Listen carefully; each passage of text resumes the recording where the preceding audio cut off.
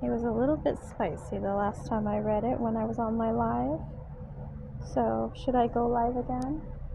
I guess I can.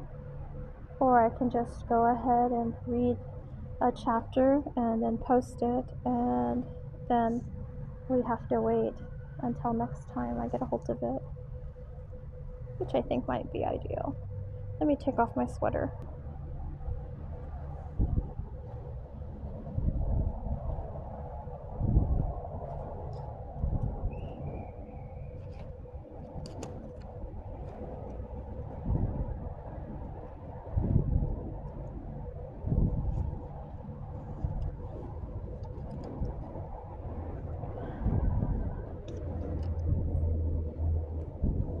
My napkin notes.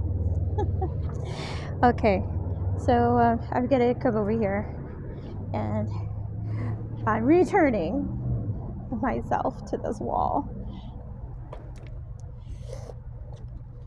Ooh, look, I get to make a little wish. Wishes, dandelion wishes. My favorite. And they come true too.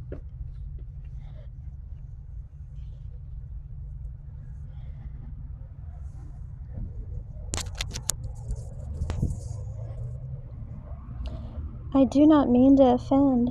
Waiting as long as you do implies it's something special you were hanging on to. This is Damien talking to his lady Mia. I wasn't hanging on to it, she clarified quickly. I just wasn't prepared to throw it away for some idiot who only wanted a quick fling. He put his finger under her chin and forced her to look at him. You're beautiful and sexy.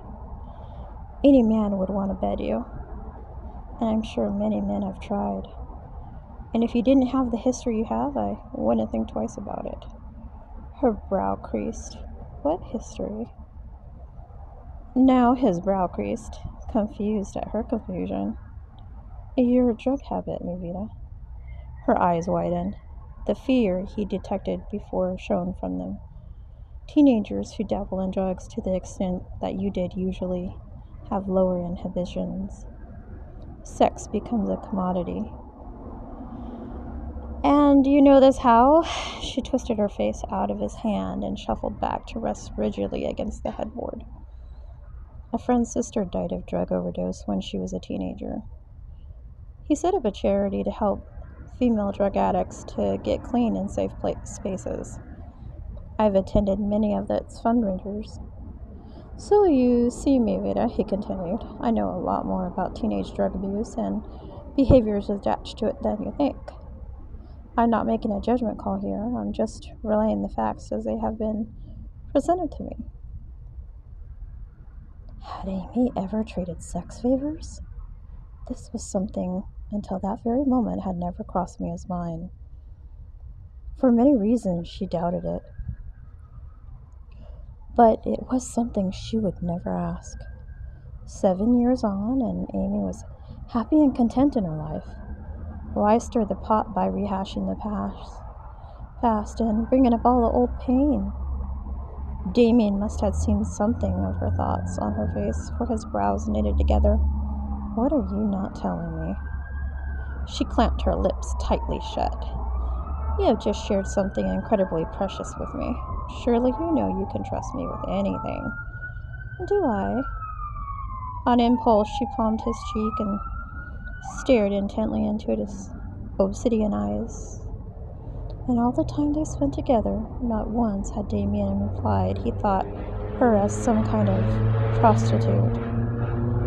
Apart from those early days when their mutual loathing had been like a living entity between them, he never made any comment or judgment on her past. He cupped her face in his hands. Talk to me.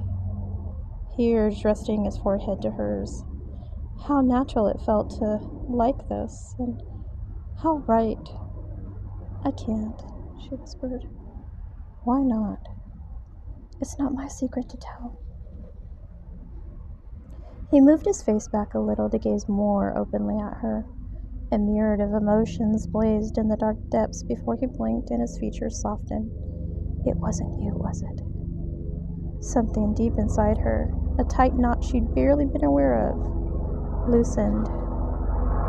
She was barely aware. Oh, remember in the past videos, if you've been here with me, you know that we're close to the hospital, and by the hospital is a helipad, and that helipad is just around the corner, so it does tend to get a little bit noisy around here.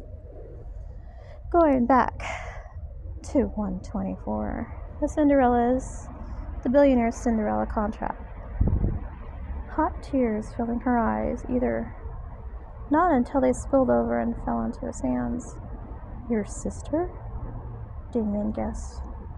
And when Mia's whole face crumpled, he knew he was right. Her hands suddenly covered his, her wet eyes stark.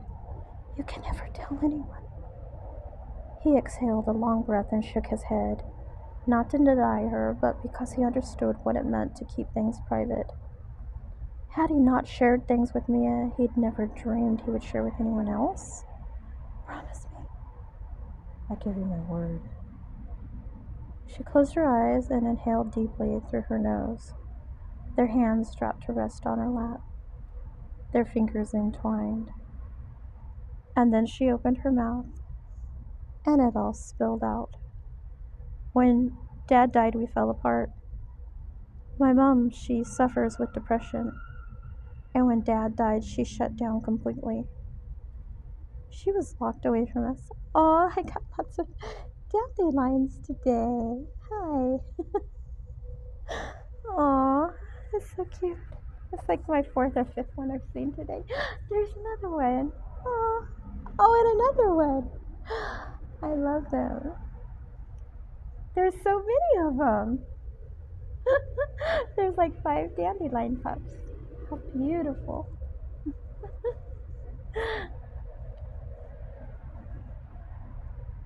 She sucked a deep breath in. She was only 13 when he died.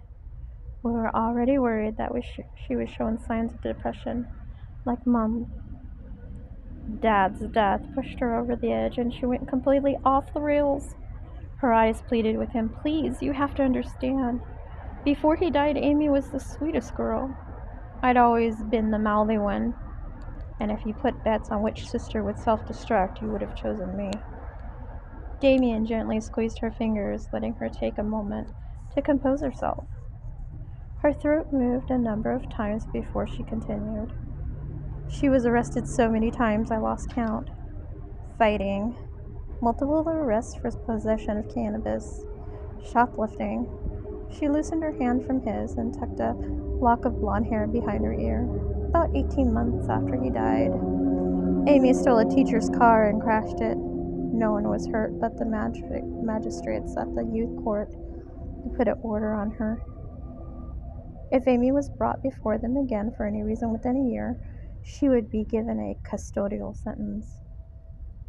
That was the shock that woke Mom up, and it woke Amy up too. She tugged her fingers free again to wipe away more tears, then looked him in the eye, chin wobbling, biting her lip, swallowing repeatedly. She admitted she needed help. She started seeing a grief counselor, and it really did help. We started seeing signs of the old Amy. Oh, there are people walking over here. I'm going to pause my phone. I'll be back with you shortly.